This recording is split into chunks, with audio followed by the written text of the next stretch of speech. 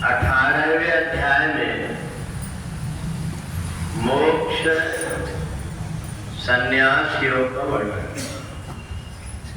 मुक्त संगो अनहमवादी धृत्युत्साह समन्विता सिद्ध सिद्ध्यो निर्विकारा कर्ता सात्विक उच्चते।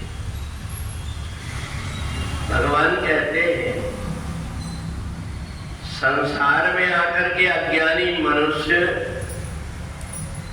आवागमन के चक्कर में पड़ जाता है और 84 लाख जन्म भुगतना पड़ता है। और ज्ञानी मनुष्य इसी संसार में आकर के और संसार को छोड़ करके जाता है तो मुक्त होकर के जाता है।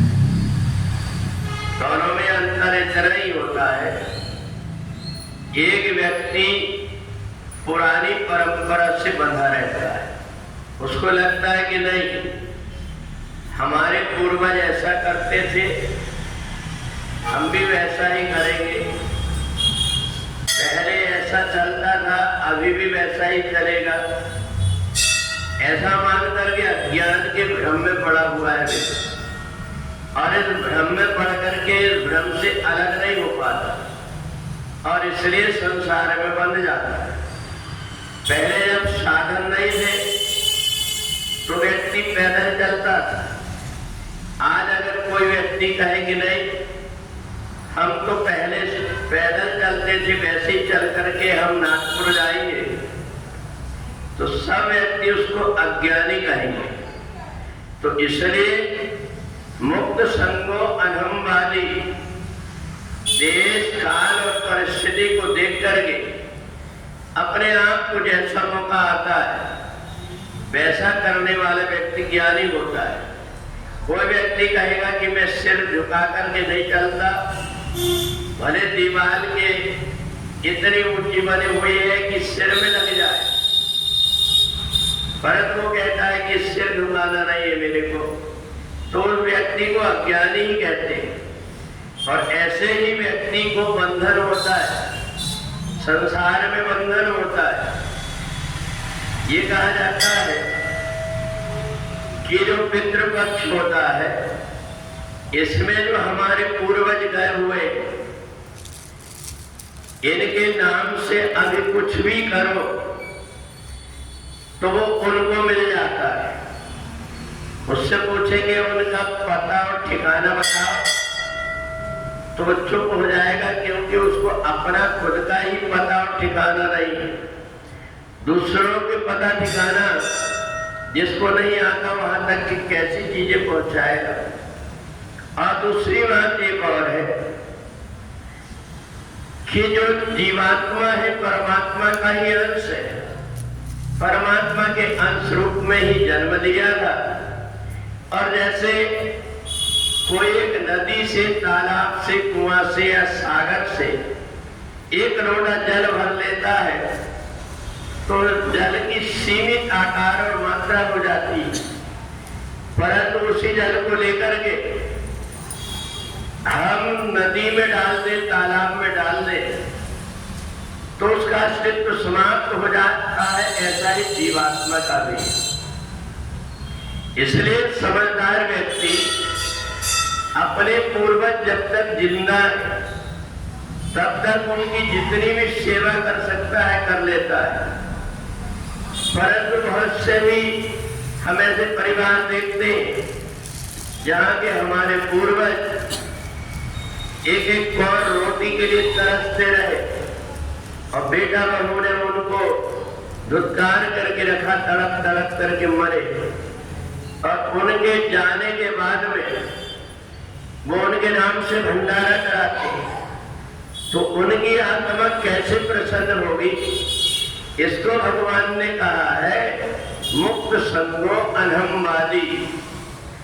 हमें संसार में आकर के हमें भगवान ने बुद्धि दिया है।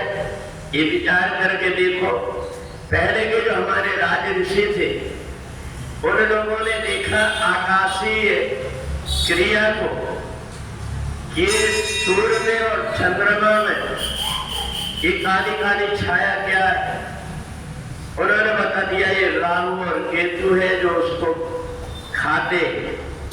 फिर दूसरे दिन जिसको खाए वो कैसे वैसा निकल के आ गया, ये उनसे पूछो तो ये नहीं बताएंगे। राहु ने खा गया था, केतु ने खा गया था, दूसरे दिन वैसे ही वैसे चंद्रमा कैसे हो गया, सूर्य कैसे हो गया, ये उसको बता नहीं।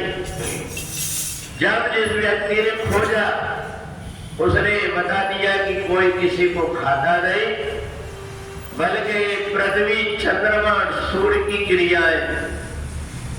जब व्यक्ति को एक ज्ञान हो गया फिर भी कहता है कि नहीं नहीं, हम तो जो पहले से मानते थे उसी को मानेंगे, इसी को अज्ञान और मूढ़ता कहते हैं। और इसलिए देश काल और परिस्थिति के अनुसार अपनी बुद्धि को केवल हम मानने अकेले में न रखें, जानने की भी कोशिश करें कि हम जो कुछ कर रहे हैं इसके पीछे कारण क्या है। अगर हम इस प्रकार से जान लेते हैं तो हम अपने आप ही मुक्त हो जाते हैं। अन्यथा ये जीवात्मा जन्म और मरण के चक्कर में भटकता कैसे है। जैसे घर में निकलने की एक ही रास्ता है और एक व्यक्ति आंख बंद करके चल रहा है, और जिस समय दरवाजा आता है उसके सिर में खुजलाहट हो जाती है और वो खुजाने के लिए हाथ अलग करके चलने लगता है, दरवाजा फिर निकल जाता है और वो भटकते रहता है। तो इसलिए अज्ञान के कारण ही व्यक्ति जन्म और मरण के चक्कर में पड़ता है। इसलिए जो पितृपक्ष आता है, हम अपने पूर्वजों को याद करने के लिए, चाहे बेटा हो चाहे बेटी हो, अपने पूर्वजों की याद हम करते रहे, उनको प्रणाम करते रहे, उनके नाम से जल दे दे, जैसे भगवान को, तुलसी को, सूर्य को देते पितृपक्ष में। इससे जो हमारी संतान है इसके अंदर आत्मीयता आएगी। इसको देख करके लगेगा कि शरीर के चले जाने के बाद में भी जिसने हमको शरीर दिया है उसकी हमें याद करना चाहिए।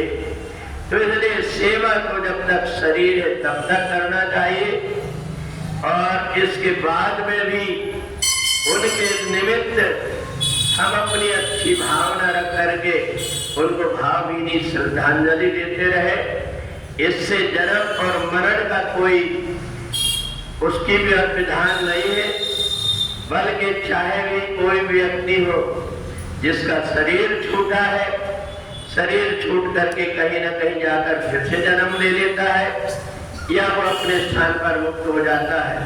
इसलिए भगवान ने मोक्ष संन्यास योग में हमें जो बुद्धि मिली है इसका सदुपयोग करते हुए देश काल और परिस्थिति के अनुसार हम अपने आप को बदले, इसीलिए ही भगवान ने हमको बुद्धि दिया। बोले वृंदावन बिहारी लाल की जय।